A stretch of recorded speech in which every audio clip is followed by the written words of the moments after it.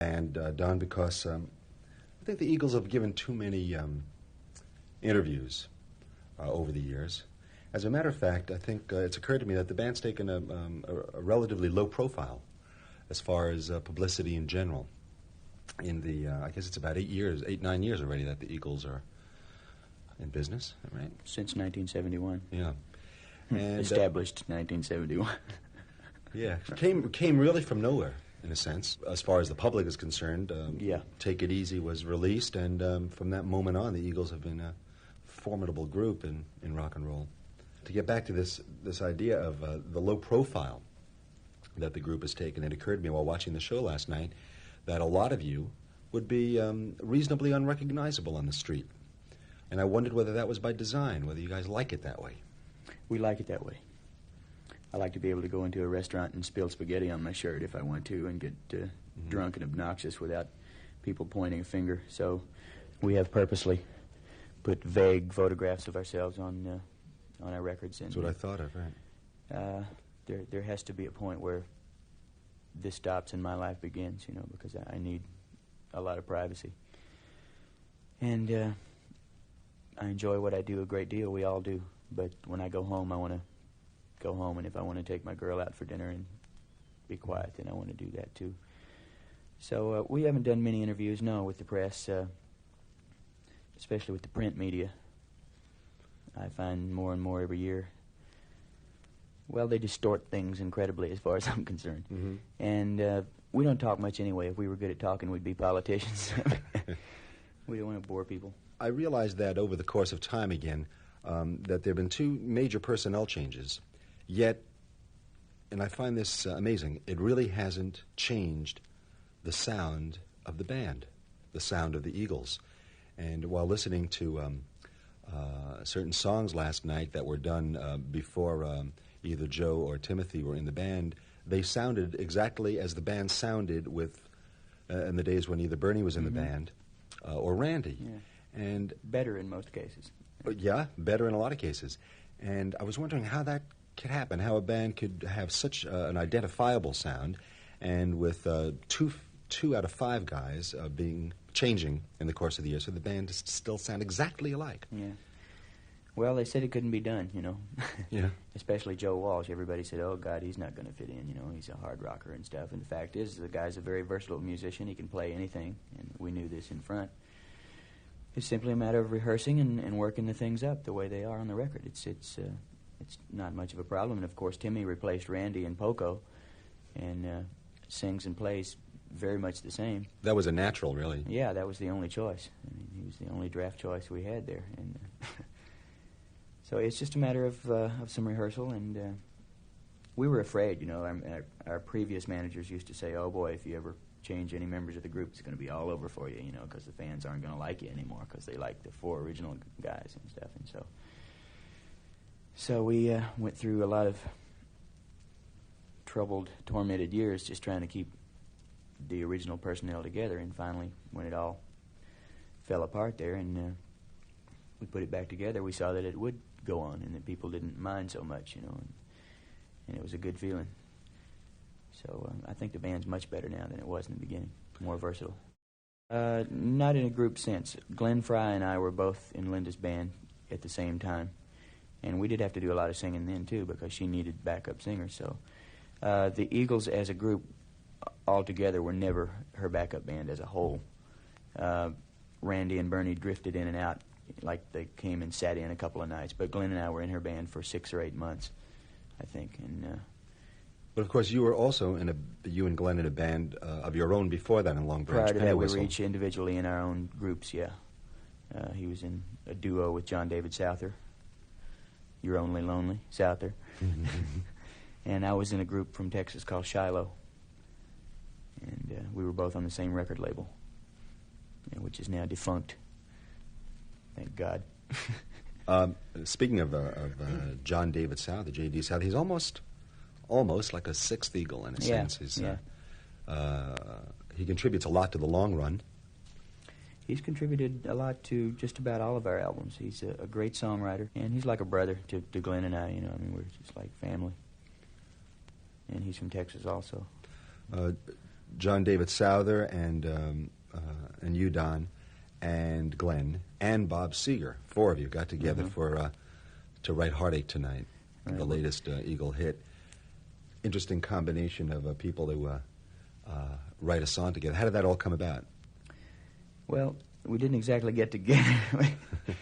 Well, again, Glenn and Bob Seger both grew up in Detroit. Seger has always been, more or less, been Glenn's godfather. Glenn used to come down and watch Seger record when they were younger. In fact, Glenn sang backup vocals on Ramblin' Gamblin' Man, I think. And he's always considered Bob his mentor, or as somebody to look up to. And so we've been trying to corner Bob for years to write a song together. And Bob finally broke down and rented a house in Hollywood. Oh, my. He's been staying pretty close in Detroit, try to keep out of the maelstrom out there. But one night we all went over to Glenn's house and sat around for, I don't know, a couple hours, had a few beers, and came up with the beginning of the song. And then Bob had to leave town, and so Glenn and I worked on it some more alone, just the 2 of us. And then we brought John David in later, and we worked on it, the 3 of us. And we never all 4 sat down at one time. And then finally we had it about half finished, and Glenn and I and the rest of the group went to Miami, and we finished it down there, and we would get on the telephone and sing it or speak the lyrics on the phone to John David and Bob to see if they were all right and see if they approved. So we wrote most of the song on the phone, I think. Eagles continues now with more from Eagles drummer Don Henley. On the subject of California, the Eagles are called whatever it means, a California band. Yeah.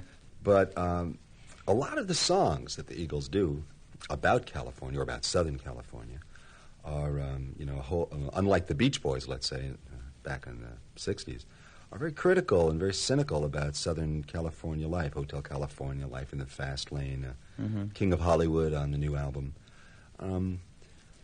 Well, as far as we're concerned, they're not about California at all. California is not really any different from the rest of the United States. Some disc jockey in Michigan the other day was talking about the same thing, and he said, you really lead a fast lifestyle out there. You've got the fast cars and the beautiful women and the drugs and this and that and the other. And I said, well, I've been around here for a couple of days now, and it's... There's a movie in the works based on Desperado that I've just been hearing little bits of information about. Maybe you can tell us a little bit about that. Well, now it seems there are 2 or 3 movies in the works. Are there? Yeah, based on Desperado. Some fellow's just written a book called Desperados, plural, with an S on the end, and he sold that to Warner Brothers, where we had already commenced developing our movie, which was Desperado, singular. The movie business is really a jungle, It's Is it very different than the complex. rock and roll business? Yeah, it's harder to get things done. It's more locked up. There's not as much room for expression and free enterprise, and for newcomers. It's in the hands of a very few people. And the stakes are a lot higher. It costs a lot more to make a movie than it does to make an album, although we're catching up fast. But I don't know if we'll ever make that movie or not. We've been trying to get it in development. We've been trying to get it done for 2 or 3 years now. And personally, myself, I've just about given up on it. I'd rather start on some other project because I'm afraid it's going to turn out to be a bad movie, and I'd rather just give it the axe instead of see it be a bad movie. I'd rather just forget it and then do another movie, do something else. Was your involvement as a writer mostly? Were you writing a screenplay actually, or? We were working with a screenplay writer and contributing ideas and changing things and developing it like that. But we really don't have the time, if we're going to pursue our musical careers, we don't have the time to sit down. Glenn and I would love to sit down and try to write the screenplay, because God knows there aren't that many good screenplay writers in Hollywood. Most of them are hacks. Mm-hmm. And I don't know if we could do it either. It seems to be pretty difficult. And then after you write your screenplay, of course, it's subject to the interpretation of 2 or 3 other people. So by the time it gets to the screen, it could look nothing like what you expected it to be. So that's why it may not get done. It might be better as an album. We might be better off just to leave it as it is. Mm. That's a great album. Thank you. And you're still doing tunes from that album in your concert. Yeah, people still love it. They are People people seem to like that album and the Hotel California album the best. Those seem to be the two favorites so far. Mm-hmm. Well, this is something that I asked Joe Walsh in the same interview. Now we'll find out whether you guys answer the same questions the same way. And that is, like, how how the songs are finally chosen that get on the album. It's obvious from looking at the 10 songs on the long run that Timothy's got a song on it, Mm-hmm. and I Can't Tell You Why, and Joe's got In the City on it, and then the other songs are either collaborations or yours and Glenn's. And I asked him how those decisions are made, how that happens. What did he say? No. Well, we all get pistols. No. Well, everybody just brings in what they've got, at That's the exactly time. what he said. And good. You lucked out, huh? Yeah. And usually if the band collectively doesn't like a song, it doesn't get finished. We're not one of those groups that writes 15, 20, 30 songs completely and finishes them and then chooses. We usually can tell if we've got a chorus or a verse or something, if the song is going to be worth a damn or not, and we finish it if it's going to be good, and we don't finish it if it's not.